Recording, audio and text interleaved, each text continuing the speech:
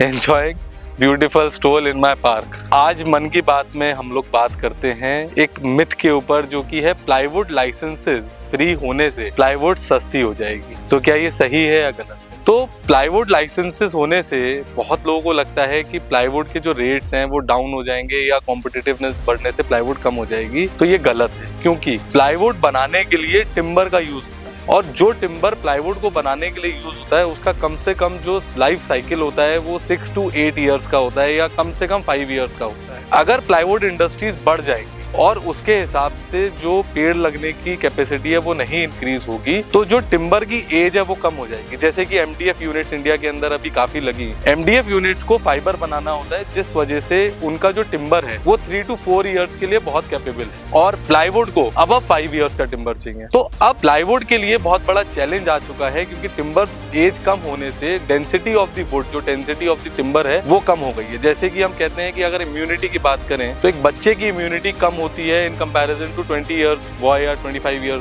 Old person. Same उसी तरीके से लकड़ी की जो इम्यूनिटी होती है, अगर वो 4-5 ईयर्स की टिम्बर होती है तो उसकी कंपैरेटिवली 8 ईयर्स की जो लकड़ी है उससे उसकी इम्यूनिटी कम होती है। तो अगर हम उसे पील करते हैं, उसे प्लाईवुड बनाते हैं, तो उसका प्लाईवुड के डेंसिटी पे बहुत फर्क पड़ता है। तो ये जरूर हो सकता है कि कॉम्पिटिटिवनेस की वजह से कि प्लाईवुड के रेट्स कुछ कम हो जाएं, लेकिन ये क्वालिटी पे एक बहुत बड़ा इम्पैक्ट है, एक बहुत बड़ा क्वेश्चन क्रिएट करता है क्वालिटी के लिए। और जो लोग क्वालिटी प्रोडक्ट्स बनाना चाहते हैं उनके लिए 6 to 8 ईयर्स का टिम्बर प्रोक्योरमेंट करना थोड़ा डिफिकल्ट पार्ट हो जाता है, जिस वजह से प्लाईवुड की क्वालिटी कम होना निश्चित है। इसीलिए अगर प्लाईवुड लाइसेंस इंक्रीज होते हैं, प्लाईवुड इंडस्ट्री इंक्रीज होती है और उस हिसाब से टिम्बर की ग्रोथ नहीं हो पाती है, तो प्लाईवुड की कॉस्ट पे भले ही इफेक्ट पड़ जाए, लेकिन उससे कहीं गुना ज्यादा प्लाईवुड की क्वालिटी पे इफेक्ट पड़ेगा। तो अगर मैं कहूँ quality is not equal to rates, तो रेट्स आपको महंगा ही पड़ता है, क्योंकि अगर प्लाईवुड 10 साल चलने वाली थी तो वो अब 5 साल चलने वाली है, तो रेट महंगा होता है। तो let us break this myth कि अगर quality of the timber down है, quality of the plywood down है,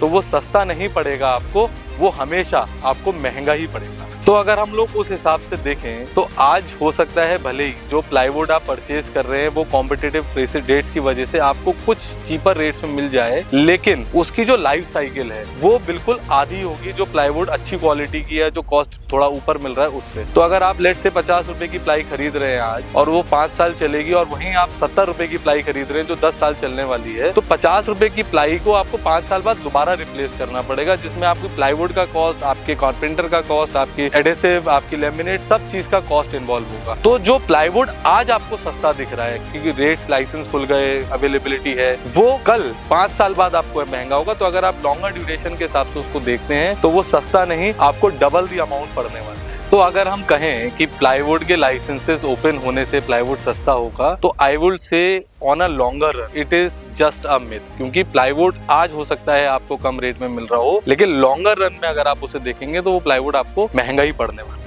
वहीं अगर हम हेरन प्लाई की बात करते हैं तो पिछले 11 साल से हमारी जो एक्सपर्टीज है और प्रिक्योरमेंट डिपार्टमेंट हमारा इतना स्ट्रॉन्ग है कि जितनी भी टिम्बर हम लोग प्रिक्योर करते हैं वो 6 to 8 ईयर्स की ही लाइफ स्पेन की होती है। प्लस हम लोग अपनी टिम्बर को, कोर वीनियर्स को ट्रीट करते हैं केमिकल से, जिससे कि हम उसकी और डेंसिटी को इंक्रीज कर सकें। तो जब आप हेरन प्लाई लेते हैं तो हेरन प्लाई के साथ आपको 31 ईयर्स इंश्योरेंस का विश्वास मिलता है, जिसमें यू कैन बी श्योर कि आपकी जो प्रोडक्ट है वो एक तो life span of the timber है, जो पूरा टिम्बर का साइज है उस तक है, प्लस उसकी डेंसिटी बहुत अच्छी है और आपकी क्वालिटी पे आप भरोसा कर सकते हैं।